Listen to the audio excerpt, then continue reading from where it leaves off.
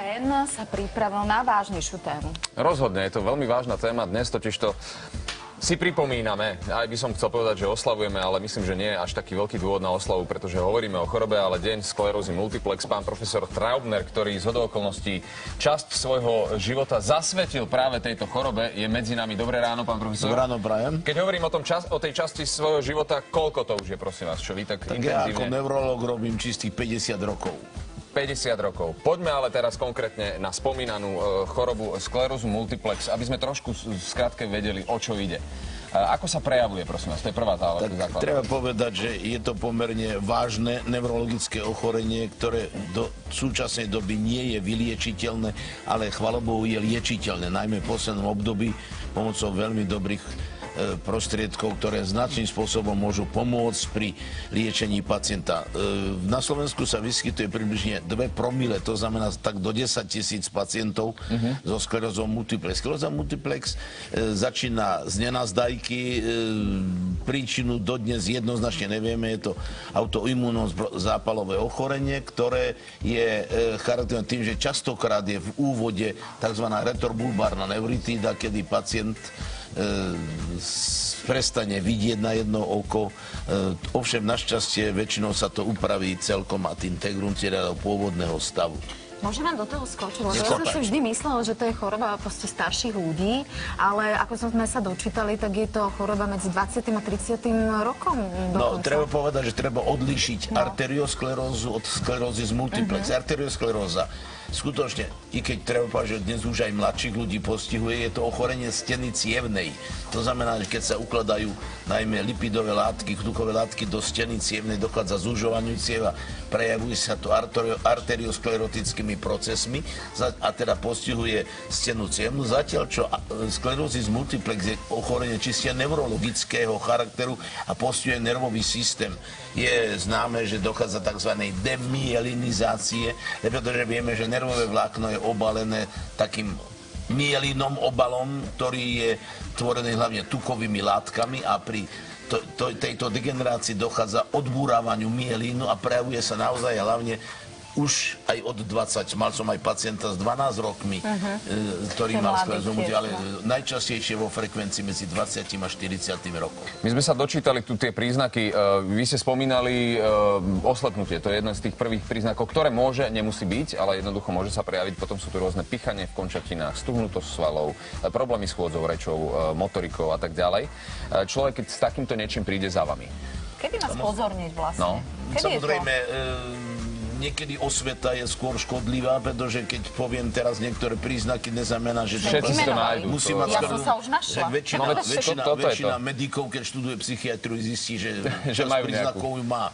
Takže treba povedať, že skleróza multiplex naozaj začína, nemusí mať každý pacient tú retrobulbárnu neuritídu, ale veľká časť ju má a súčasne je to taký zdvihnutý prst, že môže sa z toho vyvinúť skleróza multiplex. A treba povedať, že je charakterná najskôr trpnutím končatín, postupne vznikajúcou svalovou slabosťou, závratovými stavmi, poruchami tzv. Sfinkterových funkcií, to znamená, pacient napríklad má tzv. Imperatívne močenie, keď musí hneď sa vycikať, pretože stane sa nepríjemnosť. To sú tie príznaky. A teraz, príde pacient za vami s týmito príznakmi. Nedaj Bože, ako v prípade 0,2%, čiže nejaké promile, poviete, že áno, je to tá skleróza multiplex. Aká je tá liečiteľnosť? Hovorili sme, že nedá sa to vyliečiť, ale do akého stavu sa človek dokáže dostať, že je stabilizovaný? Tak prioritne treba stanoviť dôsledne diagnózu. Diagnóza je založená na veľmi serióznom vyšetrení klinickom, kde ten pacient má isté príznaky, o ktorých nebudem to rozprávať, pretože to patrí do odbornej sféry, ale neurologické, ktorú seriózny neurolog zistí, zmeny reflexov, prítomnosť niektorých chorobných príznakov, javov a tak ďalej. A treba urobiť veľmi dôsledné vyšetrenie. Dnes, chvála Bohu, v tejto modernej dobe už máme možnosti, ktoré nám vedia jednoznačne pomôcť pri stanovení diagnózy sklerózy multiplex. Je treba toho pacienta s takýmito príznakmi prijať do nemocnice, hospitalizovať, urobiť vyšetrenia najčastejšie a najjednoduchšie treba urobiť pacientovi vyšetrenie mozgu magnetickou rezonanciou, čo je metóda, ktorá nám odhalí prítomnosť, prípadne pri podaní tzv. Kontrastnej látky, prítomnosť aktívnych ložísk v mozgových alebo miechových štruktúrach. A na základe toho urobíme ešte aj ďalšie vyšetrenia, ako napríklad vyšetrenie mozgomiechového moku, ktoré nám veľmi dôsledne ukáže aj štádium, aj charakter tohto ochorenia. Pán profesor, ste... Ináč tak aj zjednoduším, že keď príjem teda k doktorovi a mi poviem, že mám takéto príznaky, nestačí mi iba, že mi dá magnézium, ale teda mám ísť ešte aj na iné vyšetrenie. No tak toho pacienta treba, opakujem ešte raz, nezabudnúť na to, že existuje pre neurologa kladívko a ziferhajcká, jasné, nenechať sa... ktorých toho pacienta treba korektne a dôsledne vyšetriť. Nenechať a sa ak je odbiť. podozrenie, tak samozrejme všetky ďalšie vyšetrenia musíme realizovať. Pán profesor, ďakujeme veľmi pekne, veľmi si vážime, že ste si našli čas a prišli ste nám o tom porozprávať. Zároveň, ale ešte viac si budeme vážiť, keď stravíte pár hodín aj s nami a budete telefonovať, pokiaľ máte akúkoľvek otázku, ktorá sa týka v tomto prípade sklerózy multiplex, ale ako býva u nás dobrým zvykom, s najväčšou pravdepodobnosťou vás budú zaujímať aj iné neurologické ochorenia. Pán profesor Traubner vám bude k dispozícii 026827 a 44. A teraz sa ideme venovať inej téme. Ideme sa venovať ochoreniu, ktoré postihuje nielen starších, ale aj ľudí medzi 20. a 40. rokom. Deprimuje ľudí. My tu s pánom profesorom, áno, počuli ste, že aj môže deprimovať ľudí. Presne dnes riešime otázku sklerózy multiplex a je to absolútne pochopiteľné, že takáto diagnóza môže ľudí len a len deprimovať.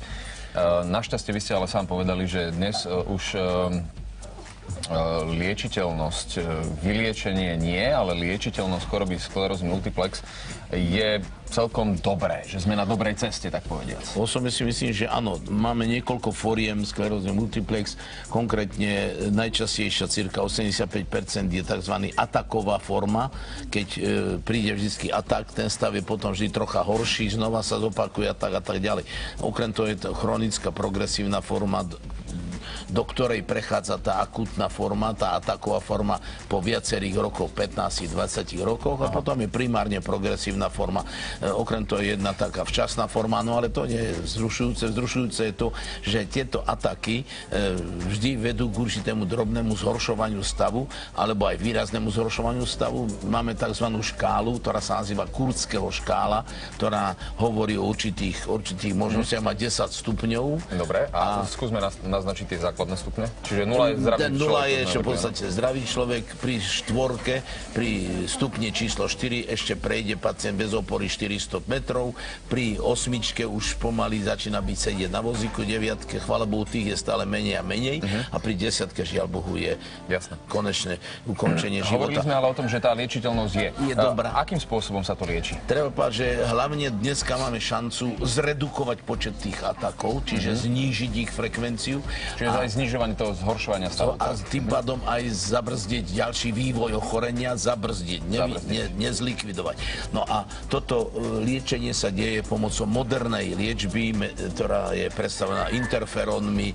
Kedysi v minulosti liečba sklerózy multiplex má veľmi bohatú históriu, kedy sa liečilo